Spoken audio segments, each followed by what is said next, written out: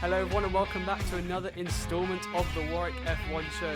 It is finally back with another news episode because it has been absolutely ages. We were looking through the notes that we've been making for this news episode and it's stemming back at least a month and we've been quite busy over here at the Warwick F1 Show. But we're back. I'm your host, Callum J. Hodge once again, and I'm joined by Katch and also returning guest Oscar. Thank you very much for joining me today. Hopping straight in then to the first news article, which is back from just under a month ago now with the 8th of January. Just some general antics that the FIA have been up to, starting with the release of some of their calendars for next year and then for future years onwards. The main one being that the Belgian Grand Prix is actually going to go through some rotations for the next few years. So we're not going to have the Belgian Grand Prix in 2028 or in 2030. So for those subsequent years, it's going to be rotated. We don't know what exactly that race is going to be rotated with. But I want to get your thoughts on this first. Katch, I'll come to you first. I don't really like the idea of this, especially when Belgium is probably one of the better races on the calendar. And I do agree. It is one of the better races. I don't know what year 2020-30 is, but I know that in 2030 it's not happening. 2030? Did I actually say that? Oh my god. Right. Are we starting again or are we keep That's why going? I kind of looked at you. Seriously? You seriously Oh, it's actually been a while since I've hosted this. That's why I was It's been over a month. Seriously. Yeah, okay. you said 2030. Nah, 2030 it's happening. Belgium Grand Prix. That's not happening. That's not happening. That year's not happening for a while. 20,000 years. I doubt that Belgium is confirmed exactly then. It's not confirmed for 2032. Maybe we'll cut this in post. I don't know. But okay. Anyway, back to the topic at hand. Back to Belgium. What are your thoughts? Spa is an incredible track. It has been going. It's had 57 Grand Prix, and now it's been going since 2021 when it was built. That's crazy to think it was over 100 years ago that Spa was first raced on, or Spa-Francorchamps. So it's interesting that they've confirmed it for the 2 years afterwards. We've still got it for 25, 6 and 7. But there has been discussion previously about rotational tracks. So for them to immediately come out and say, yeah, we're going to increase Spa's contract, but ignore 2 seasons, it's going to be interesting what they replace it with. Will it be... We're making the assumption because it's now in the middle of the European season. It will be interesting, and it's before the summer break where it used to be. What's going to replace it? What else are they going to rotate? Because I would doubt they would, as much as everyone wants to, I doubt they'll rotate Monaco. The other races around that Belgian time, unless they completely juggle up the order, are Austria, but that always produces bangers. Silverstone, and they wouldn't dare rotate Silverstone, surely. Well, we're saying this like it's the FIA is doing this off of including good races in their calendar, but we all know this is not the case. It's all about the money that produces, because we're not going to... I remember listening to this from the Women in Motorsport episode that we recently did, and Amelie was like, why do we have to stick with Miami? Amen to that. And completely right, but then it's Miami that brings in money, and clearly Belgium doesn't bring in enough money, even though Miami typically is a terrible race. I don't know, Oscar, what are your thoughts on this? Why do you think that the FIA... Well, we know why the FIA is actually doing this, but what other tracks do you think could replace it for that amount of time? I mean, I'd like to see, in an ideal world, you'd like to see something like a Malaysia come back, or, maybe something to, freshen it up a bit on occasion, or something like that. I do not think they are going to do that at all. I think this is an excuse, possibly, to get in another race in a country we've already had. But so it's not let's overwhelm it. I could see a world where this is kind of starting to warm us up, almost trying to warm up the public to maybe another Saudi Qatar-esque race, and maybe throwing that in the middle of the European circuit. I feel that could be possible, because if they're going to maximise money, that's where you would go. But surely that's the wrong time of year for I agree that they're trying to increase all the Middle East races, but it's the wrong time of year. And it's just impossible to control your tyre temperatures. No, but it literally would be. Imagine in July they're doing a race in Qatar. Well, I don't know. That's crazy. I agree with Oscar that maybe I think I would be more accepting of it if we knew that the race that they were going to introduce is something a little bit different. We know that Hamilton's been pushing for a South African Grand Prix, which may be on the cards for around 2027, I think, for that to be introduced. But if it's going to be replaced by just another street circuit that has just been set up in a country where there's lots of money, or in a situation there's lots of money, then that's going to be the problem. So I don't know. I think maybe we need to check what race it's going to be replaced with first. I think because alongside South Africa, the potential first slot for a possible Rwandan race is 2027. So 2028 could be maybe what they're thinking. If I don't know what period in the calendar they would put African race, but could it be an option that they're trying to predict? Okay, this is when a Rwandan race could start, because they've really pushed that. Would that be a street circuit? Surely there's not. They're building part permanent, part street, I believe. Okay, I see. Fair enough. But that's usually, I want to say that's usually where the problems are with races that have just been built for Formula One with the idea of lots of money behind it, thinking Abu Dhabi or something like that, or if it's part street circuit, things like Miami as well. And I think I'd much rather, as Oscar said, see the introduction of something like Malaysia, which is a very good race, even though I think that might have been built purposefully for F1. That is a very good racetrack which produced some very good races, which was removed after the 2017 one, compared to if they're trying to build up somewhere. But it does remove extending the F1 calendar to like 28 races or something, which is probably better. I don't know. I think as well, it's such a bizarre move, because in the past, when a race wasn't doing well, the FIA would just put their foot down and get rid of it. Like I remember watching some of those god awful French Grand Prix back in the day. They were awful, and everybody was like collectively stood up and applauded when they got removed. But it's like, even like considering the removal of something like Spa, putting it on a rotation, like what's the Grand Prix that we're putting into that requires a year gap between it being hosted? It's so bizarre, and I think it'll hurt a lot of the like fans of the sport, because I think especially in countries like Belgium, you've got people coming in from France, you've got people coming in from kind of those sorts of areas to watch the race. If the race isn't being hosted in a place where loads of people are coming into, that's going to affect people being able to enjoy the sport, which I think will hurt F1 long term. And also I think that you mentioned that maybe the French Grand Prix, for example, was removed from fan opinion of it not being a very good racetrack. And if this is the case, then maybe it's a bit worrying, because the FIA is starting to not listen to the fans as much as they are. You think and they're only just starting to not listen to the fans? Fair enough. Yes, you make a very good point. But it's still not a good thing. So I've just been checking it, and 2028 is the slot that Spa doesn't have, right? The only current circuits and races that do not have contracts that include 28 are Mexico, Imola, Las Vegas, Baku, Circuit of the Americas, Barcelona, and then Zandvoort's getting ditched. That's a pretty good rap sheet, apart from maybe what was the first one. We're assuming that they're going to rotate Spa with another European one. Now, if the FIA have a single brain cell, that's what they would do.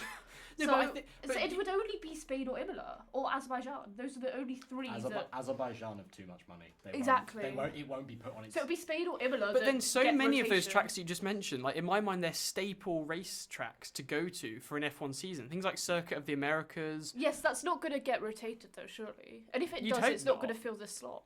No, you need... That's obviously, typical one that's been later on in the calendar, but also you'd think that they would be looking to do one around the same kind of region, so maybe a European race. So maybe Catalonia is an option for that. I don't know. I think Catalonia could genuinely be the one. Oh, we're forgetting that Catalonia is the last year of Catalonia is going to Madrid. Oh, seriously? Okay, Madrid. Oh, I forgot that. Madrid's from 26. They're doing the Madrid one. Because I don't remember any great Spanish Grand Prix. So 2016. And that's it. But that's quite a while ago. That was like... I don't even remember that one. That was 9 years ago? Yeah. I think we have talked about this a lot, I think, on the podcast. And I think it's maybe due to the fact that they were testing there for so long. And we know that a lot of that is a track, even now where not the proper F1 testing is done there, it's still one that a lot of teams will go to. We'll talk a bit later on about the testing that Ferrari have been doing. They were down at the test track. That's where Hamilton crashed recently. And... yeah, I think maybe that's why it doesn't always produce some brilliant races. They have tried to change the nature of the circuit, especially in Sector 3, I think, over the past few years, to try and make it a bit more racy. But yeah, it's never been a huge one which I've included. We did our ideal race calendar a little while ago, and I don't think I'm included Catalonia on there. So, but this is not the only antics that the FIA have been up to, and we're now going to go on to the perhaps more serious one, I think, for the future of the sport, which is the fact that they've announced that they're going to include harsher measures on the speech of drivers and how they communicate with the audience of F1. And this really comes after the whole antics that went on with Verstappen and his swearing incident, and the fact that the FIA tried to clamp down on him and what he was saying in press conferences and things like that. And Verstappen, being Verstappen, wasn't very happy about this. But now the FIA is going to be even harsher. So the wording that they've come out with on this matter is that it includes language or gestures that are deemed offensive, inappropriate, or insulting towards the FIA, pretty much. And then if the drivers are found to breach these, then you can carry fines. So it's saying the first fine is about €40,000. That's just, I think, am I right in saying, for lower leagues it's actually times by 4, are you saying, for Formula One? Yeah, so all of this is taken from, it's every year, or I think it's every year, the FIA updates their international sporting code, and it is the sporting code that applies to all FIA accredited series, including lower rank formulas like Formula 3 and Formula 4, as well as Formula E, because that is an FIA series. But for F1 specifically, because it is quote-unquote the pinnacle of motorsport, all the fines that are mentioned in the Appendix B, which is what everyone's referring to, is times by 4. So for what Callum has just mentioned, that the first offence of that, within a 2-year period, the first offence is €10,000, which is €40,000 for F1 drivers. The second offence is 20,000 plus a 1-month suspension, a suspended 1-month suspension, which is then €80,000 for a second offence in a 2-year period. And a third offence, and I think this is where the ridiculousness of this comes into play. Is this the actual affecting of the points that the driver is under? This is it. This is €30,000, which times by 4, which is €120,000, plus a 1-month suspension, plus the deduction of championship points. So if any driver causes moral or whatever injury to the FIA, they're losing championship points. What is this? What are we doing here? Additionally, another section of this appendix says that these same fines are in place, including the deduction of championship points for a third offence, which is the general making and display of political, religious and personal statements or comments, notably in violation of the principle of neutrality promoted by the FIA unless it's written otherwise. So drivers can't just, for example, Lewis Hamilton or Sebastian Vettel, like they did, support the LGBT community plus openly if they haven't got permission from the FIA. They can't say that because there might be ducked championship points. And also the thing that worries me, I think, is the vagueness of it, because it's just, you can never really, with anything like speech matters, you can never be specific on what people say. It always depends on the context that it's in. But that means that the FIA, it's basically just at the FIA's discretion, pretty much. And surely this is not the right way to go, Oscar. What are your thoughts on this? For lack of a better word, I'm going to say that. Yeah, I know this word. As a wise man once said, that is utter woke nonsense.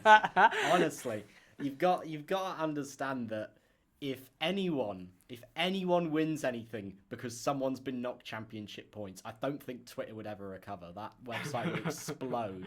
I think the drivers would go on strike at that point, surely. If a championship gets decided by a points deduction for swearing, dear God, we have lost our way. And I think as well, obviously the drivers are in uproar about this, as they should be. I think Yuki Tsunoda will be broke after about the first 3 Grand Prix. I think we're forgetting Isaac Hadjar's also joining the Oh race. yeah, I forgot he's got a bit of a thing for that. But yeah, it's. I think every driver really they have a drivers union or something like that. They really need to go hard on this, because this cannot happen. It needs to stop now. Yeah, the GDPA, the drivers union, hasn't actually released a statement yet. They released one after the swearing fiasco during the season. They haven't released a statement at the moment, but I'm assuming that's because all teams are currently, on off-season, but the teams must have all the drivers in a media chokehold at this point, because they won't be. It will affect the teams as well in that sense. If a driver can't just come out now and say, oh, we don't agree with this. Because according to the regulations, they're not allowed to do that. Then the drivers are not allowed, so they get a fine for, quote unquote, failure to comply with the instructions of the FIA regarding, like, multiple things. So if they just come out and say, oh, this is a load of woke nonsense, they're probably going to get fined. They're probably going to get fined, so they can't actually do that. It seems... They're not allowed freedom of speech. They're not allowed freedom of anything. And my concern as well, sure, we're F1 fans, primarily on this podcast. This also applies to the younger Formula 3, Formula 4 drivers.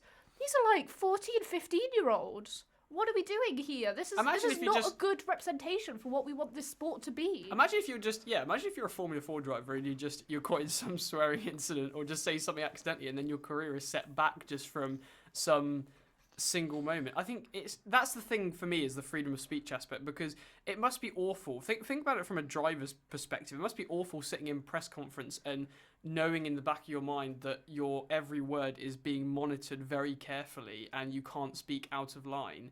I mean, it's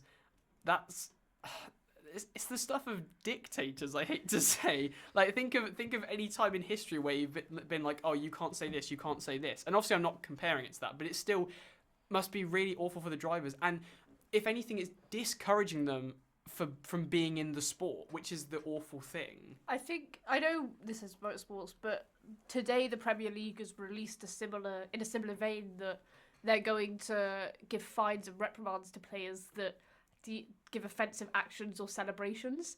And I think that's also going down the line of maybe we're seeing within a lot of sports now the censorship of public, like, giving what they actually want to say, freedom of speech. And this is so interesting because we're in such a digital age. And sure, teams and sports themselves and governing bodies would want drivers to be seen as relatable and all of that. But then why are we censoring them? Why are we censoring these athletes that just want to do their sport and say what they feel when they're not allowed to anymore? It's not a good look for the governing bodies. No, I don't see any problem with how things have been at the tour. I get that the way that they're phrasing it is that it's so that they can be seen as better role models, and also it can be seen as appropriate for a wider range of audiences and ages as well. But this isn't the way to go about it, really. And I think that the last thing we want is to discourage drivers from being in the sport. We already know that Verstappen is very angry about this from his swearing incident that was early in the year. Likely the main reason or one of the factors that has brought this in. And I don't know. I personally can see Verstappen leaving the sport because of this. If he feels that he's under constant monitoring of what he's saying. I mean, we certainly know that he loves to say some offensive stuff over the radio every now and again against particular drivers. But yeah, it's a money talk sport, but for drivers are going to have enough at some point. I don't think it's just Max we've got to be worried about. Sure, every young driver in single seater dreams of getting into F1, but if this is the path that the FIA, and I'm not going to say Mohammed bin Salim, but Mohammed bin Salim's going down, then they're not going to. You could have just said him once, but in saying that you're not going to mention him, you've actually mentioned him twice there. Crazy! It's like I didn't want to mention Mohammed bin Salim and how much he's destroying the FIA and destroying motorsports. What? I just want to get into his mind and be like, okay. No, you do not want to do that. No. As in, what does he think the drivers are going to say when they get in a crash now? Like, I support Lance Stroll every week. When he bins it in the water at Brazil, is he going to go, oh great heavens? It appears I have messed up with my motor vehicle. George Russell ends up as 20 drivers himself. Who's got 20 George Russells on a grid? It's just soulless. The whole process, the whole putting rules on personality, which is my worst bit, because I really like Yuki Tsunoda, and I was first introduced to Yuki Tsunoda by, guess what, him swearing a whole lot when he crashed it in I think it was Austria. And yeah, it's just, it's just it's a passionate sport. People are gonna get angry about stuff that happens because there's a lot of money in it. There's a lot of personal desire to win there. It's competitive, and trying to clamp down on the competitive nature of a competitive sport, it's just never going to work. I think the drivers are going to find ways around this, or I hope they do. I think as well, the people making these decisions probably have no idea of the conditions of what it's like being in an F1 car for that amount of time. I mean, I can't even begin to imagine how much stress and pressure and concentration that the drivers are constantly under for ultimately an hour and a half while we're just sitting back sipping our beers in the Clarendon watching these races. And like you say, it's going to get heated, and the idea is for them, or the way that they're promoting it is that the idea is for the drivers to be better role models and have a better outlook. But I think this is completely doing the opposite of that. You're restricting what the drivers are saying. You're restricting the personality of them that can come out, and it's really not a good thing. So I do hope. I think I can speak for all of us here that I hope that this does get sorted out and changed pretty quickly, because otherwise it is going to have a major detriment on the sport. But we'll move it on. Going on to another old piece of news, but certainly something that we haven't talked about yet on the podcast, which definitely deserves to be talked about, is that Colapinto is now going to be joining as the reserve driver of Alpine. And we've had the announcement of some reserve drivers in the off-season. We know that Bottas is going back to Mercedes, and we've just got the recent announcement that Zhou Guanyu is going to be the reserve driver of Ferrari. But I think this one in particular is very interesting, because it already seems that... So Jack Doohan has only been in the role for one race, and he already seems to be under pressure. I mean, it doesn't seem like they've really given him a chance yet. And the thing that I worry at the moment now is that they're going to rush him out of the seat too soon if he doesn't get off to a brilliant start. Because we know how difficult it is coming into Formula One for even the most skilled drivers. I mean, look at Nick de Vries, a very competitive and capable driver in Formula 2, and really just didn't get up to speed in Formula 1. And I think the worry for me now is that if Jack Doohan doesn't perform immediately, because they know they've got Colapinto as a reserve driver who has performed, that they're just going to rush him out of the seat, and that's going to be most of his career over in Formula 1 for Jack Doohan. Ultimately, I think, especially... it's Alpine, I think, is one of the first things I want to say. That team is ruled by absolute carnage. They're rotating a boss every 6 months at this point now. Their driver lineup's constantly changing. They had arguments with Ocon when he wanted to kind of get out of that environment. Ultimately, I think if there is a team to rush someone out of a seat, it's probably going to be Alpine. And ultimately, they've seen Colapinto's available. Ultimately, he did kind of come into F1, and he did really well to start with, and then he kind of gradually just started fading away. But I think, if he's available, why don't you take that move? Because ultimately you're bringing in a rookie, and there's 5 of them this year. Someone's going to have to finish 20th in most of the races, So and it won't be Stroll. We love a Stroll mention on this podcast from you. It's also the money that he brings in. Colapinto's This is very true. Argentinian contracts are insane. Like, we don't know the deals, but like the amount of money he brings in is probably equivalent to Sergio Perez with what he brought into Red Bull. Like, it's actually ridiculous, the Argentinian support. And also, like, to carry on the point that nothing is certain, Briatore's made an ominous statement, because that man is the little puppet man at the top of Alpine at the moment, saying that the only thing, this is regarding his position on the driver performances. The only certain thing is death. If there is a driver who's wait. Why is that the start? He's not going into war. He's leading an F1 team. So he said... No, this can't... No, hang on. This can't be real. This is fake. This is fake. Are you going to fact check me? Okay, go on. He's lining up Doohan for execution if he doesn't get P7 now. It's actually crazy. Execution via guillotine. Yep. The only certain thing... You're making me laugh. Oh, God. Oscar, can you read it? The only certain thing is death. If there is a driver who is not making progress, who is not bringing results, he will be changed. Oh my goodness. Sure I bet Jack Doohan is feeling lovely at the moment for him. But look, it's certainly a good decision for Alpine, from Alpine's perspective, because I mean, we were saying when Colapinto came in, and even when he kind of dropped off a little bit in performance, we were still saying that any team would try and snatch him up, I think, because he clearly shows potential. He's still very young, and he clearly shows potential in what he can do in a car, and I think he's for certain, if he stays in the sport for long enough, a future race winner. But I just worry that this comes at a very awkward time for Jack Doohan, because Alpine are not a team that are going to be very patient with results, especially with how bad their performances were last year, and they're very keen to get up the F1 grid. And if if Doohan can't get up to speed, then I can fully see Colapinto coming in very early, which is going to be completely unfair on Jack Doohan, because he deserves a chance at the sport, and he deserves, I think, a full season in a seat so that he can properly get up to speed in F1 and show people what he's worth. Yeah, Briatore said that he's interested in any driver who is fast, and Colapinto surprised everyone. But we have contracts with Gasly, Doohan and Paul Aron. We're forgetting that Paul Aron is their current reserve driver, and he was reserve driver from last year, he's reserve driver still this year, but they've brought in Colapinto. So it's really saying to Paul Aron, okay, we don't really care. We're gonna take you from Williams. James Vowles has been. Nah, but to be fair, they probably don't though. Okay, to be fair, it's Colapinto. He's got F1 experience. Exactly, and James Vowles is saying like publicly to the media that he's thinking that Colapinto will get a 26 seat, and he's happy letting go of Colapinto because they think he's basically confident that he's going to be an Alpine. Well, this is the other thing. I thought that. I remember hearing James Vowles was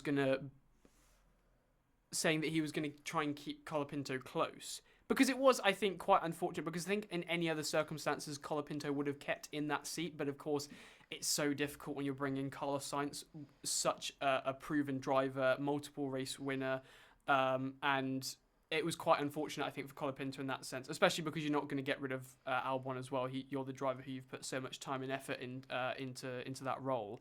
But I thought that they were going to try and keep him close, but that obviously hasn't seemed to be the case, and they've been able to give him over to Alpine.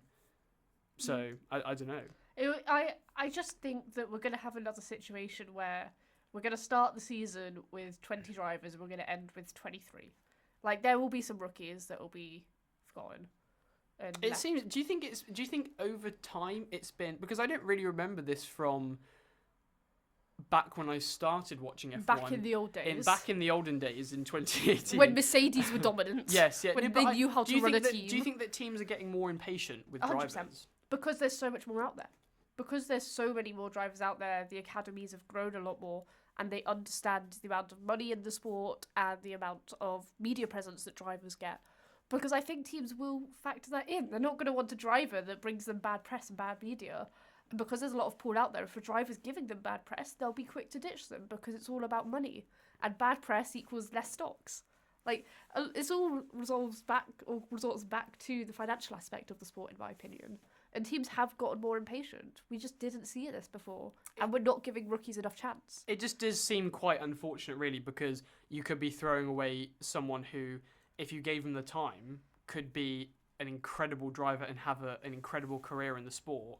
And you're letting that go because of one bad season coming into the sport. And it's very bad. Yeah. Sometimes it's justified in the circumstance of Mazepin, but in other times it's not justified. So it really is case on case, but I think maybe also, like, we saw it with Red Bull. Red Bull have always been the team to ditch drivers early on, but the fact that every other team is kind of following suit is a bit concerning. I'd like to get a prediction from each of you on the spot. No, not. Oh, God, no. This is something that happens on the podcast. We make predictions and then we get them wrong. So we're going to make a prediction. I want a prediction from each person. I'll go first to make you feel more confident about What's the question?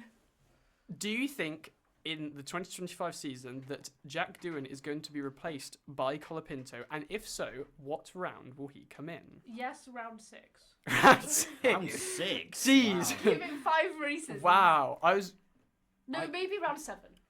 I'd say yes, but I don't think he'll be the only rookie. I think Hadjar needs to watch his back.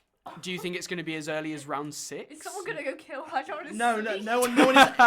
Only Flav is like executing people, as we've established. Unless Helmut Marko's like, I like what this guy's thinking. No, I wouldn't even put it past him. I think ultimately Red Bull's made it clear before that they wanted to try and get Colapinto, and I think if like at some point, but obviously, and I think as well because of how Red Bull works, and it's Hadjar, he's going to be swearing a lot. There's going to be a lot of chaos there. He will just be a ball of chaos. You just can't predict it. But in terms of the round, I think Doohan could go by. I mean, De Vries lasted, to my knowledge, until Netherlands. Because I remember I was always waiting for him to spin. It was before that. He left before then, didn't he? Yeah, No, because it was swear he Daniel was Ricciardo. spinning. Because it was Daniel Ricciardo. It was his That first was when race. he fractured. Yes, right. Yes, I need to correct that. It was his first race in Ricciardo. Yeah. Oh, was that actually his was first it race second in? race? I swear he got some. Okay, if This you was so long ago. comment in if you're listening, what round did Nick De Vries last until? No, so I'm gonna actually correct my thing quickly because I'm just looking at the timetables and the races. I'm gonna say he's gonna be ditched after round 7 because there's a week or two gap between Miami and Emilia-Romagna. So I think they're gonna replace him with Colapinto for the European season from Italy onwards. I think it'll be a little bit longer than that, but I do generally see Colapinto replacing Jack Doohan. I think it will be sometime in between round 10, so I like around Spain and Canada, or in the summer break. I don't think it'll be later than that. Yeah, I'd see summer break. Yeah. So, summer break, I think, is always a time that I feel like ultimately, like it really depends for me on like I think Katch is like giving like the worst case scenario, like he crashes every race or something if she's predicting round 7. True, but I think it's just so tight. I can see this season being such a tight season, and Alpine don't want to risk, because the only thing that saved their year was Brazil, and you can't expect a Brazil every year. Alpine should have finished 9th, and we all know that, and the upper management knows that, so they're not going to take that risk again. So they'll want to make sure obviously, Colapinto is going to be doing all the testing back in the factory. He's going to be doing all the setups. Yeah, Flab's probably like rubbing his hair and like washing it. He's getting ready. we thought Sights and Vowels was dodgy. This is going to be worse. He's giving a little bath. This might be great segment into no. This is. So this is Are we getting predictions on this as well? Oh my god! This is a Twitter can't, exclusive. No. So we'll switch on to Drive to Survive quickly. We're doing a touchdown for Drive to Survive, which gets released just before the season starts. So about the 10th of March, I'm going to predict. Watch me be correct. We love it. But yeah, so it's just saying that's Australia. Not gone the way with the predictions on this podcast before, but we'll go on. Mine's going to be right. Australia has not released any of the titles of what the episodes are, but the Australian regulations have said that one of these episodes is an 18+ for nudity and sexual content. Why is this an item on our news episode? Because what have we become? What episode of Drive to Survive has nudity and sexual content? What we just heard, it's going to be Colapinto getting bathed. Honestly, this has turned into pandemonium. Right, what is the actual next news item, please? Yes, no, we let's get back on track. Yeah, so we obviously don't have a lot of faith in Jack Doohan, but it'll be interesting to see. I do genuinely hope that he gets on well. Anyone who I see coming into the sport, I do genuinely think that they'll do very well. But I do just worry, as we've mentioned, that Alpine are going to be very impatient, knowing that they've got a proven performer waiting in reserve. The next news topic is just going to be more about Hamilton at Ferrari, because we love talking about Hamilton at Ferrari, but we've actually got the first kind of pictures and media posts of him at the team. So we had some first photos being released, and then since then he's also been filmed driving the new car. So he had his first test drive in Maranello. And then also since then Ferrari have done some testing, as we mentioned, in Catalonia, both him and Leclerc. And I don't know, it's just, there's not really much to talk about. It's exciting. Do you want me to create something to talk about? You can't. What is this going to be, the crash? No. Oh, okay. So he did crash, but so they're currently doing the Pirelli tyre test, and Pirelli have released some timings for the tyre test. I'm just saying that Lando, even though they're using old cars, Lando was like 0.7 of a second faster than the Ferrari. So they're using old cars. So everyone's using old cars. Ferrari have a better car. So Hamilton set a 1:15.93, while Leclerc set a 1:16.06. Seriously? So Hamilton was faster in the 2023 Ferrari than Leclerc was. That's actually interesting. I know that's going to be blown way out of proportion, but it is interesting. Yeah, I'm not saying anything yet, because But so much could change. If it is the case, I'll be honest. If it is the case that is actually what happens, then I'll hold my hands up. I was completely wrong. I thought Leclerc was going to not wipe the floor with Hamilton, but be so much better than him. And to be honest, it's kind of what I expect. He's the person who has the experience in the team, and he is coming off of the back of a very positive 2024 season. So, yeah, it'll really take me by surprise if that is the case. But at the same time, I'm going to say it's not.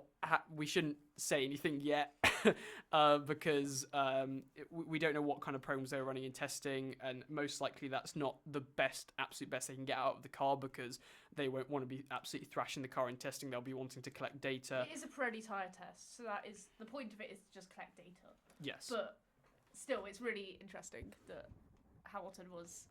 It wasn't even significantly faster. It was a 15.9 compared to a 16.0. Like, there was less than a tenth in it. But still, it's people if you see the news headlines popping around on saying, like F1, what's it called again? Planet F1. Planet F1. if we see it popping around saying Hamilton wipes the floor with Leclerc, you guys know that it is a load of rubbish. I mean, he crashed as well, so I could equally create a news article. He did wipe the floor. He technically... Well done. No, no, but you could create a... Oscar's not very happy with that. Was not me. That was one of the worst jokes I've ever heard. That's such a lie. But you could create a news article because Hamilton did crash, and so is Hamilton washed? Is his career over? Who knows? But no, I only brought it up. I wasn't going to bring in any statistics or anything, but I just think it's exciting to see him, and just weird seeing him wearing some different overalls compared to the Mercedes as we're so used to it. I'm used to it now.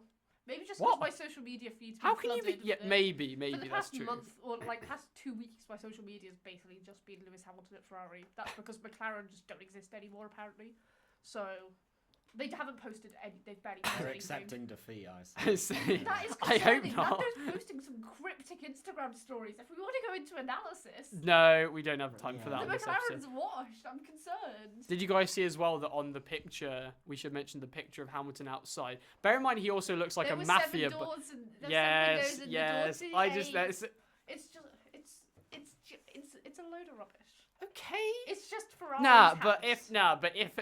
But if that was actually a decision made by the Ferrari people, then like they deserve a raise, because that's some serious thought being put into that. The Ferrari, He looks like he's straight out of The Godfather, if I'm honest. The Ferrari social media, the Ferrari marketing over the past 2 weeks has been absolutely incredible. Like, everyone needs to like properly analyze what the hell they've done, because it is so cool. Like, the amount of hype they've got for this move and for Lewis being in Ferrari. I mean, it's great. I should say, if Hamilton is making a move to Ferrari, you don't need to build up a lot of hype. There's already hype Ferrari already. Have advertised and marketed, and their posts, it's such good quality. Speaking of good quality posts, everyone needs to go to the Williams. I'm not even joking right now. Everyone needs to go to the Williams Instagram page. This is a serious tangent from what we were meant to because the admin. So, you know, like, F1 teams do these really cinematic shots and like collate videos of testing. Williams have done that, sure, which isn't special, but they've put the timeline of the actual video editing software and all the clips and how detailed it is, and it's really fascinating to watch the actual social media post above and then the timeline below and how much goes into it. So I'd definitely go to the Williams page. It was so sick. Can we get a live reaction from Oscar now? As someone who's really into like digital, like no, I think it's really stuff, I'm really loving it. No, I think it is actually quite interesting, to be fair, and also just to appreciate how much work goes into making a short video like that. I used to do video editing, and that is really impressive. What they've I do not put that much effort in for the Instagram reels. No, you don't. No. God, This guy said something about Stroll. Let's get a clip of that. No, I have. I have made That's some the Callum clips Hodge about mindset, guys. That's the Callum Hodge mindset. No, I have made some clips about Stroll, to be fair. No, but when he like spins on the formation lap and then drives himself into the grabber, it's quite difficult not to make an Instagram reel out of it. I'm saying in the phrase of all these articles that you've been mentioning, these kind of media spins, you know, I'm saying now that Warwick F1 is a media campaign against my main man, against my main guy, Lance Stroll. He doesn't help himself. Look, we're not derailing this into a Lance Stroll discussion, because we've had plenty of discussion from Lance Stroll on this podcast before. But yes, it's very exciting to see Hamilton at Ferrari, and it'll be a bit of an anticlimax anticlimactic thing for if they just do terribly. But I hope they do well. And just a couple more things to mention now. One thing is some brilliant news to announce is that it's the first female race engineer is going to be introduced into the sport in 2025, who's going to be partnering with Esteban Ocon, Laura Muller for Haas. And I just think that's a really great thing for the sport, and really big steps being taken there, and something that's very exciting, I think, for all F1 fans. We're not going to talk about it too much on this episode. If you do want to hear our thoughts on that, then make sure to check out the Women in Motorsport episode that we've recently done on the ideal driver lineup. And then the only last bit of news as well is that Sauber has recently opened up their UK base, which is quite exciting. It's something they now have bases in 3 different countries: Switzerland, Germany, and UK. And this is obviously ahead of their transition into Audi for 2026. And yeah, it's going to be a bit anticlimactic if Audi just don't do any well. We had a lot of predictions that I remember Anwar, a returning guest on here, who said that they were going to be out of the sport in like 5 years or something. So it's going to be interesting. Bit of a dig. Yeah. Yeah, it's not. But we'll see. They're certainly serious about this F1 bid though, and I do hope that they may be able to make their way up the grid and actually challenge in the midfield as well, rather than. I mean, it can't get any worse, surely. Like Sauber were an absolutely terrible team last year, if you hadn't remembered. I think we all remembered. I think no one's forgotten how bad Sauber were. They were.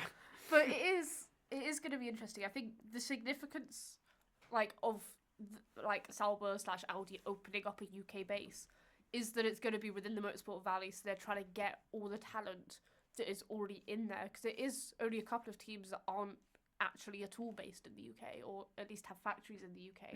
So there is such a motorsport scene, so it is going to be really interesting. However, the amount of people, the engineers that are going into Formula One rather than other sports is decreasing, because the amount of salaries. I've been reading stuff on cost cap salary things, because there is one former, he's actually, I can't remember his name now, but he's a former F1 race engineer, just engineer. And he's saying that the pay he got for a part-time season in WEC was more than his full-time salary as an engineer in F1. Because that's insane. Because all F1 salaries are now under the cost cap, so they can't increase alongside inflation, because they just don't have, because the cost cap isn't increasing. Salaries can't increase. Well, the cost cap doesn't increase via inflation. No. So salaries aren't increasing. So how the hell has Aston Martin done Adrian Newey then? Because it's the top 3 salaries get excluded from the cost cap. Oh yeah. Okay. Wow. We really are. So it's the 2 drivers and No, drivers isn't included. Oh, in okay, cost right. cap, Fair it's for personnel. So Adrian Newey would be. Okay, that's it. I thought that you were about to say that they just fired 1,000 people to try and get his salary up. Cold to pay a month of lunch. But it is interesting. Audi being in 3 different places. I just don't see how that's going to really work from an operational point of view.